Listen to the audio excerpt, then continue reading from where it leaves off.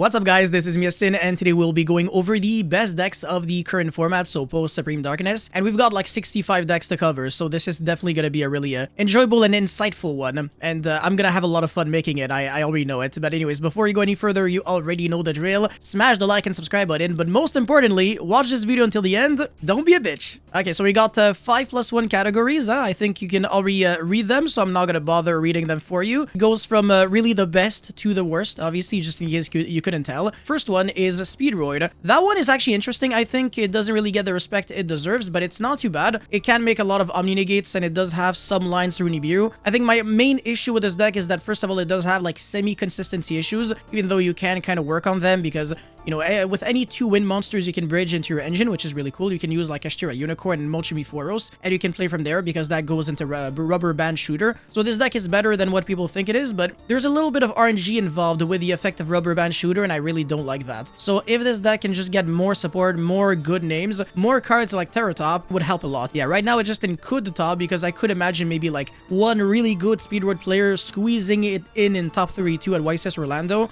but that's maybe like the best I can see this deck doing. Labyrinth is also a could top just because, you know, Labyrinth is Labyrinth. It's always going to be there. I mean, ever since this deck has been a thing, I think it has topped almost every kind of YCS in every kind of format. Like, regardless, it's a combo heavy format, FTK heavy format, doesn't matter. This deck is super flexible because when people are playing, you know, way too many hand traps that you have to play in order to counter the huge combo decks, then you can play Furniture with hand traps, or when the format is just like a little bit more mid-range, then you can play trap heavy. So there's a lot of things that you can do, and I think that Labyrinth is always going to be a deck that you're going to have to respect. Phantasmal Spiral Primate deck is definitely interesting, but it's a little too slow, and also it is definitely beatable. You don't even have to draw like any non-engine cards. As long as you play correctly, you should be able to do relatively well against this deck. And also going second, it's a little too slow, just because, I don't know, like, you gotta set your back, and then you don't play hand traps in this deck other than Dominus Purge and Dominus Impulse. As a matter of fact, this is the only deck in the game that can play both, I think. Arcana Force. Yeah, this one is also not the best, but not the worst. I mean, there's definitely some interesting ways to play this deck, but I prefer the one where you just Turbo Wild the World and then you turn skip your opponent and then you win. But it's not a really real deck, unfortunately. Okay, yeah, this one.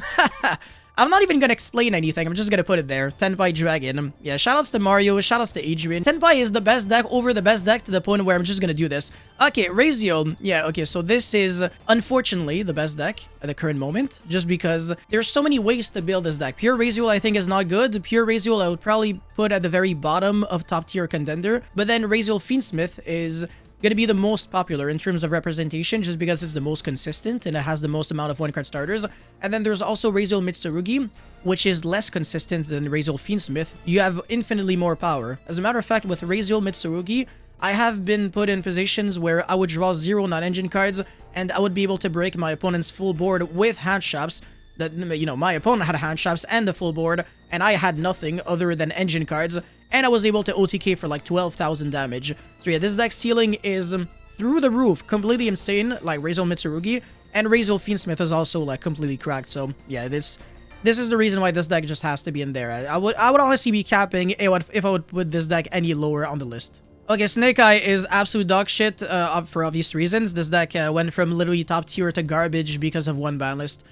Hero is actually not too bad. It's maybe even better than Speedroid, maybe even better than Labyrinth, just because this deck, it has some nice lines to beat Nibiru. You don't necessarily have to summon a bunch of monsters. You can just make like DPE and then search your trap cards. You draw a bunch of cards with Liquid Soldier, so sometimes you have you know, a bunch of hand traps or like Talent and Thrust. Your opponent nibs you, you chain DPE, you self-destruct, and then you go Talent and Thrust, and then you hard punish your opponent. So I think it's a solid deck.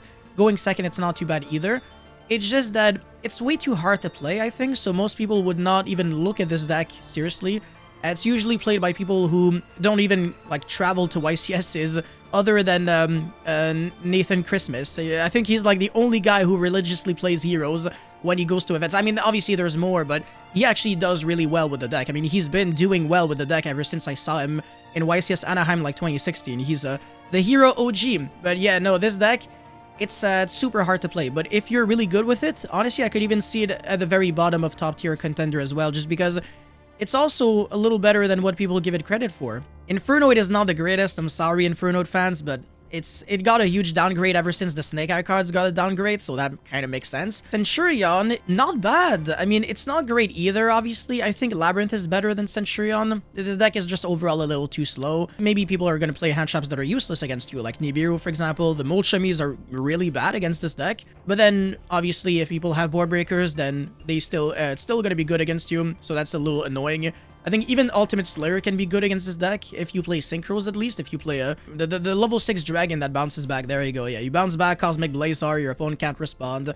And then you bounce back something else, and then Merry Christmas, your deck sucks. Okay, this one right here is a CRYSTRON, and I have made quite a lot of videos on this deck, and for a very good reason. It is a deck that I really, really believe in. It's a very good deck. It's definitely, without the shadow of a doubt, a tier 1 deck. If you build it and play it correctly, if your deck is standard, if you don't know exactly what you're doing, if you look at your hand and you have to take like more than 30 seconds to come up with a game plan, then maybe this deck is not for you, because you have to look at a combination of 5 cards and immediately know what is going to be your game plan, how are you going to be playing around 3 hand traps, because this is absolutely something that you can't do with CRYSTRON. This deck is remarkably good at hitting hand traps, extremely good, because Tristalos will dodge like a bunch of things, and then, you know, you got so many graveyard effects, so sometimes your opponent has a bunch of Veilers Imperms, but it doesn't matter, because I just get so much advantage in my graveyard. Even if you Nibiru me successfully, even if you have like Nib plus Veiler in combination with each other, it's not that great because you're searching a trap card. You also have a Monster Reborn to revive back a monster. You have potentially some other engines in your deck that are going to make CRYSTRON even better. So like I said, I truly recommend, and just in case you want, you know, more insight on CRYSTRON, I do have a beautiful spreadsheet that will help you out a lot with the deck.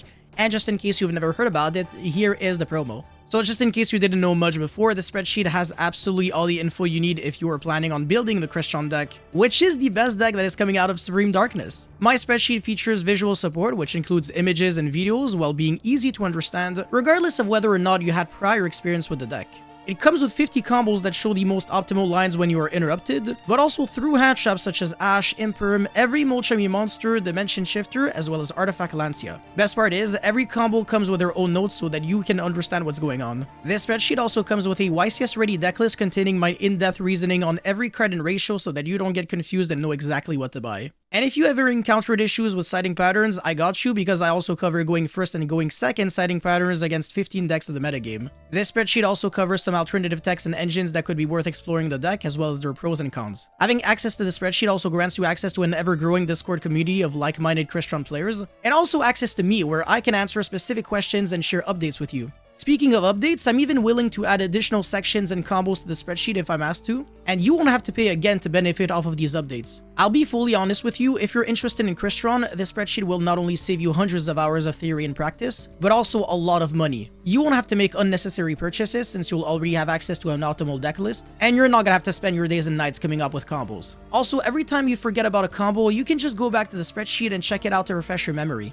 If you're interested in the spreadsheet, all you have to do is PayPal me $20 US, and make sure to state your Gmail account in the transfer so that I know who to share the spreadsheet with. If you forgot to state your Gmail in the transfer, don't worry, just email me a proof of payment with your Gmail, and I'll share the spreadsheet with you as soon as I can. Unless I'm sleeping, I should never take too long to grant you access to the spreadsheet, so don't worry about the delay. The specs of the spreadsheet alongside all the steps to buy it are at the top of the description, so please check it out as soon as you can. Anyways, with that said, let's get on with the video.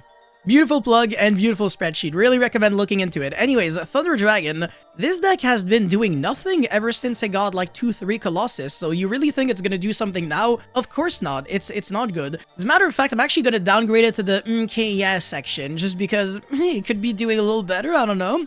Flunderies, I hate you, but you can play Shifter and Featherstorm, so unfortunately you're still gonna have to be here, but the deck sucks. It's not good, and I would really be shocked if Flunderies stops just because it's just not a good deck. It's garbage. It's not good going second. Shifter is way less good than it was before. You know, if you shift your Malice when you're playing Flunderies, you look like a bozo. You actually look extremely stupid. Okay, Sword Soul Tenyi, actually a little better than Speedroad. This deck is not bad. Absolutely not bad. The new support is...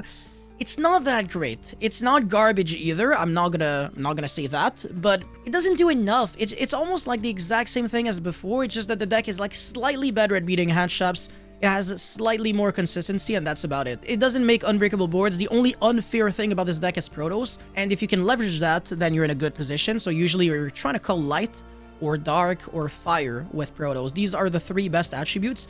If you can call light, you're shutting down half of the Raziel cards, you're shutting down the whole Fiendsmith engine. And if you're calling Dark, you're shutting down the whole Malice deck. So yeah, it's really up to you, but there's a lot of options. And one beautiful thing about the Sword Soul Tenyi deck is that you inherently have a lot of attributes that you're playing in the deck anyways.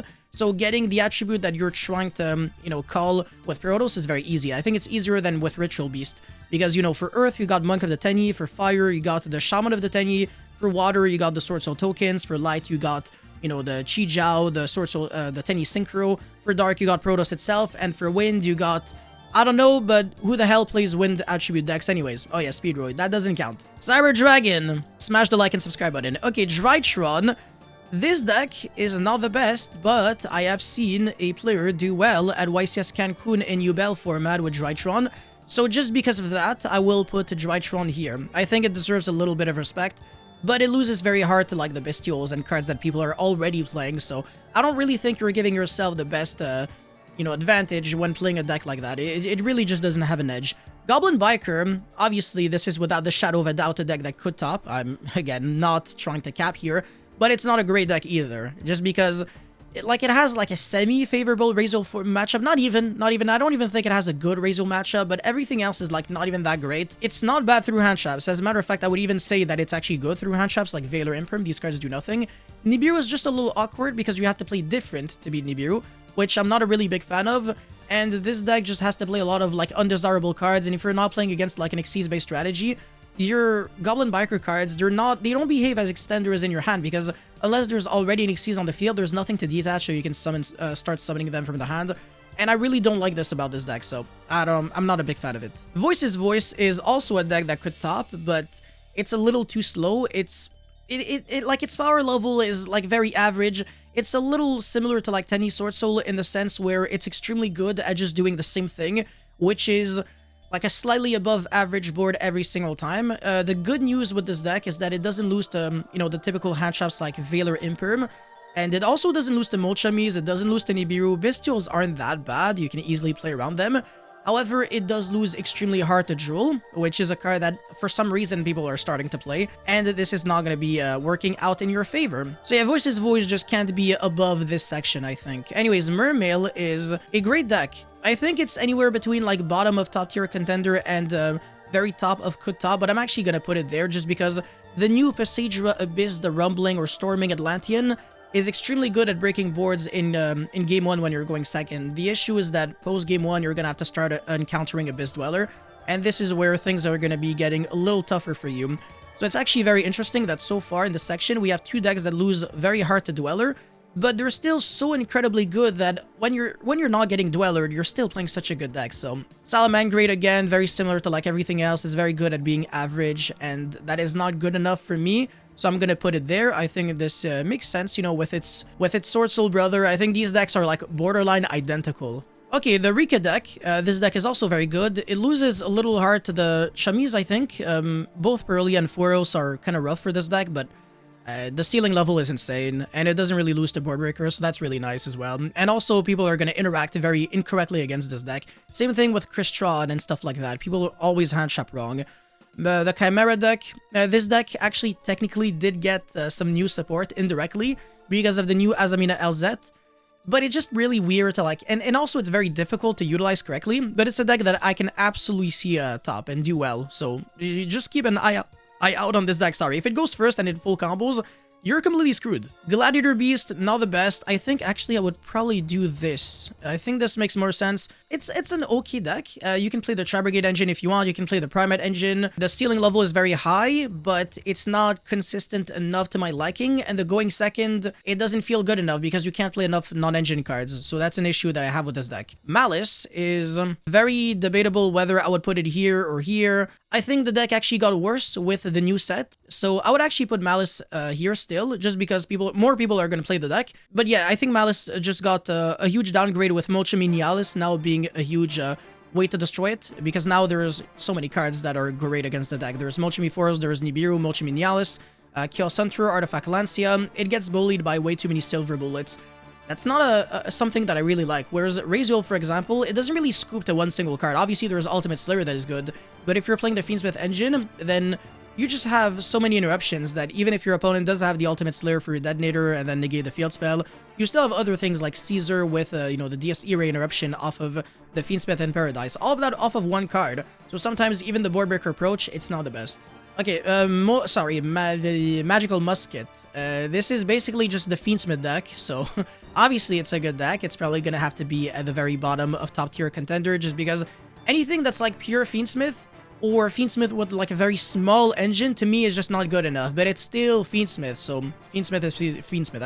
I can't sleep on that. White Forest, very debatable also if it's like at the very bottom of top tier contender and the very top of Could Top, but I don't even think a lot of people are gonna play this deck because the community for the White Forest players, it's a very small one, and most people just don't really care because they were playing with like the Snake Eye cards, so now they probably just gave up on this deck because it doesn't play Snake Eye cards anymore. And also the best way to play this deck isn't even with like the most enjoyable engine in it, which is toys. And now the toy engine is not worth playing at all. You're probably playing Primite or Fiendsmith cards in White Forest.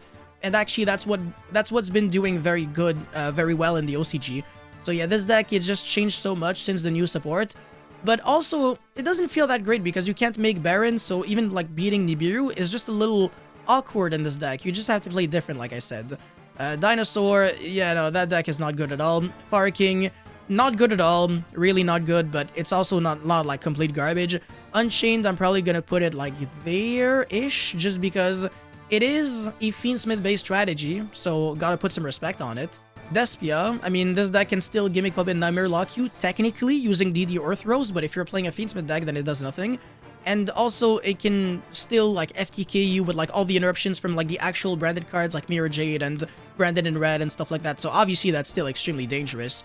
So yeah, this deck is still probably like here or something. Maybe like above. Maybe here actually. Ritual Beast, I mean, again, same issue as Malice, but it's a worse deck than Malice. I actually don't really believe in Ritual Beast anymore because now there's way too many cards that counter it. Molchimi Nialis, every single Molchimi card just demolishes this deck. Nibiru again. Artifact Lancia. This deck really suffers from collateral damage. It's really unfortunate. Oh, and Chaos Hunter as well. Forgot about that, huh? There's like freaking 10 cards that are just insta-win against the deck. I'm exaggerating, but still. Okay, Melodious. This is a very interesting deck as well. An okay-ish meta call, it's not bad, but it doesn't feel like it's good enough, just because the ceiling level going second, unless you draw like Ostinato. What are you doing? Like, you got a special summon Arya, and then your opponent's Detonator doesn't do anything against you anymore. But you're still not playing a great deck, because going first, you just lose to like any one board breaker, like Dark Ruler, Book of Eclipse, and Droplet, which is very unfortunate. Any of those cards is game against you, but then the hand traps do nothing, so that's good news. I guess you can argue the Molchimi Foros is actually quite good against this deck, unfortunately, because, you know, you use Ostinato, you chain Foros, and then what? Your opponent summons Baka, summons another monster from deck, and that's 2 draws. Battle Wasp, no, don't play that deck. Shark, yeah, whatever, I'm gonna put it there. It's literally like a meh deck. Orcus, don't play it now, it's not good. Mimighoul, it's really good. It's interchangeable with Labyrinth, those decks are very similar. Fiendsmith, okay, yeah, that's for sure a top tier deck. I think pure Fiendsmith, it just lacks a little bit of oomph. Like, it doesn't feel like it has enough going for it, but if you can start playing some other engines in it, like Primite, for example, I think that's where it becomes, like, really nice. Magical Musket Fiendsmith, I just think is unnecessary fluff. I don't really think you gotta play some Magical Musket cards in Fiendsmith to make it good, although I really understand the appeal, because going second is where the cards are good, but going first, they really add nothing. I mean, obviously they're one-card combos, so maybe I'm exaggerating, but the Primite cards, I feel like they gave you extra recursion on top, which is really nice, and they're different from the Fiendsmith cards, because with the Primite cards, not only do you have a one-card Fiendsmith combo, because, you know, you Surge the Roar, which then special summons the White Dustin from the deck, so that's, you know, one-card combo, but also another Barrel. It's so broken in the TCG because now it recycles itself back during each player standby phase. So your Drill Beam is always going to be live, meaning that on top of, you know, your Caesar and everything else that you're doing, you also have a Drill Beam every single turn that you can reset over and over and over. And it's so much recursion and infinite grind game, infinite interruptions. I think this is the best way to play Fiendsmith moving forward, Primite Fiendsmith.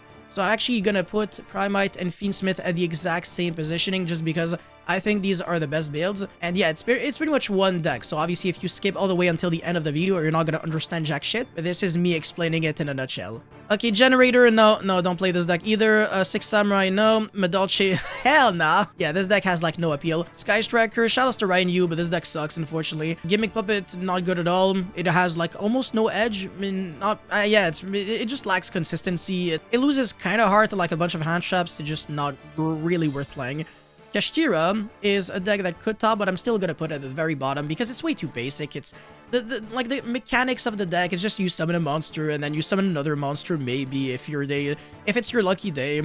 It's also way too simplistic. Not a big fan of it, but still sometimes simplicity is you know, what really gets you there. No, sorry, that is not at all Generator. That is Vanquish Soul. This deck is garbage. You're not gonna do well if you play a deck like this at a big event. Yugi deck. Not at all. Lunalite, that's even worse. Metal Morph, garbage. This is garbage. Blackwing, it's not garbage either. Purely, this one's fine. Probably gonna put it here. I don't think it's a deck that's gonna top though.